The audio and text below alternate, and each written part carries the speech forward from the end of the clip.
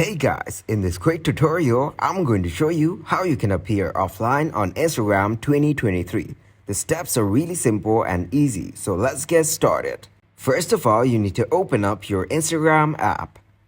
And once you're in the app, tap on Profile on the bottom right corner. From here, you need to tap on Menu on the top right corner.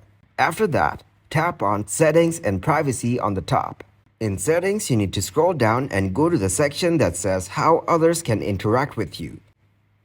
And here, you'll get to see an option that says Messages and Story Replies on the top. Tap on it. And here you will see an option that says Who can see you're online. So tap on Show Activity Status below it.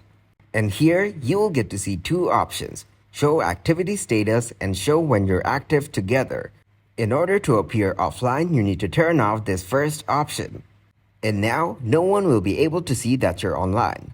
One thing you should keep in mind is that when you disable this option, you will not be able to see others' activity status as well. So this works both ways. You can also disable Show Activity Status and enable Show When You're Active Together. This way you can only see offline when you are active together with another person.